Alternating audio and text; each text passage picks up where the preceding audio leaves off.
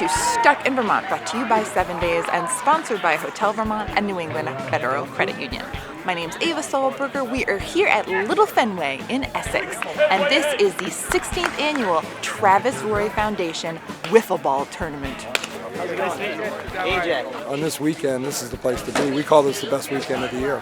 It's the best weekend of the year. It's not a cliche, it's actually the fact. Camaraderie is one word for it, and there's also actually quite a family atmosphere. And Travis is the most inspiring man I've ever met. The fundraising for Travis Roy, of course, and his foundation, and the work that he does to help others move forward. That's what this is all about. We can have that much fun and also do good. So it's like a win-win for everybody. Fenway Park. It's our place, all right? We better get more of them. You're going yard.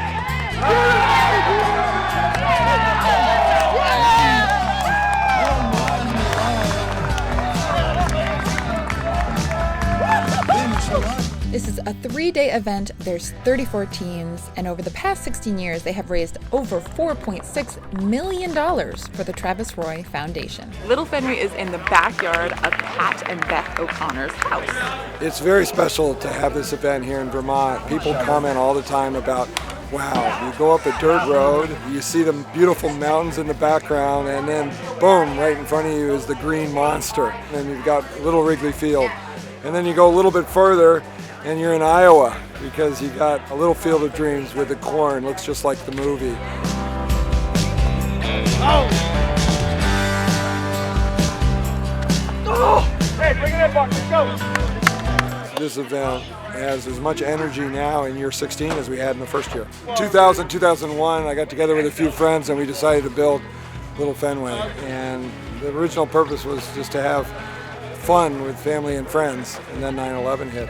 So we changed it to a fundraiser and we raised $1,400 for the New York disaster relief efforts. Then I read Travis Roy's book called 11 Seconds. I felt like we could use this field to really do some good. In 1995, just 11 seconds into his first ever shift for Boston University men's ice hockey team, Travis Roy hit the boards head first and became a quadriplegic. 2 years later, he started the Travis Roy Foundation. And we were pretty proud of the first year in 2002, where we raised $4,000 with 7 teams. Rain, cats, and dogs, and we had a blast. And lo and behold, here we are, 16 years later, and we're raising over $500,000 a year. We're playing the Yanks. This is all about pride. All about Travis. Half the money raised goes towards individual grants for spinal cord injured survivors. When Travis was rehabbing from his accident in 1995 and he was in a hospital and there was an outpouring of support from the NHL and the NCAA and around the country, he realized that there were a lot of other people that suffered the same kind of injury but didn't have the financial resources to really get that kind of care. So he created the foundation to help others. So motorized wheelchairs, ramps for their homes. These spinal cord injury survivors are looking for some independence, hope of someday getting some movement back. we provide grants pretty much to every Vermont spinal cord injured applicant that applies, and it's incredible what people can do with disability. Wiffle ball is just the perfect game because anybody can play it. Whether you're 2 years old or, Joey Tyrone is like 72 years old. It's great. They see that combination of having fun, doing a sport, and then they recognize that the cause is a greater good. Let's do it. Let's go, boys. Billy Buck on 3. 1, 2, 3. Last year, the Buckners from Essex won the championship, and we're wondering if this year there's going to be another Vermont team winning. Just being a local guy, it was an honor to play in this tournament.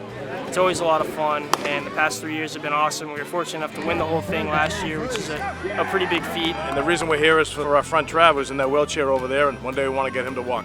Just the strength that he has, and what he does for others. Being a hockey player myself, just knowing Travis's story, and that's why we come out here and play and we fundraise, because it could have been any of us. Passing on to the younger generation, developing compassion and realizing that there's a wide world out there and a lot of people need help. And so that's the spirit of really this whole event. It really stems from Travis himself. But it's caught out there for route number 3, the Juggernauts. Because I think sometimes the first year teams, maybe even the second year teams, they think they're coming here to win the tournament.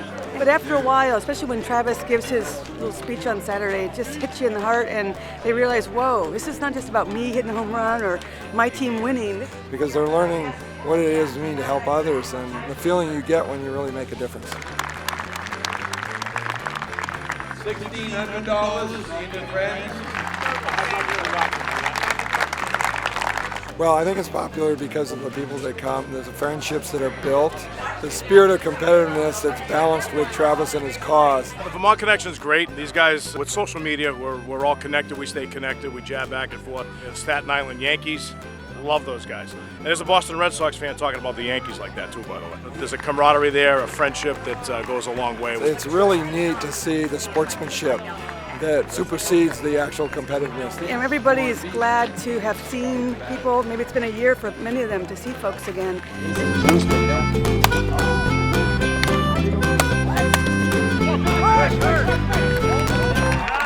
So I think it's great for people coming from New York City or Boston. They can come to Vermont and realize that, wow, something like this can actually happen. Well, especially like Alabama had not been here yet, so they came, I guess, on Thursday to practice, and they were just amazed. My family's had property on Mallett's Bay since the 1930s, and so I spent my summers in Colchester my entire life, and I just love it out there. We're blessed to live in a community here in Vermont that is very, very special.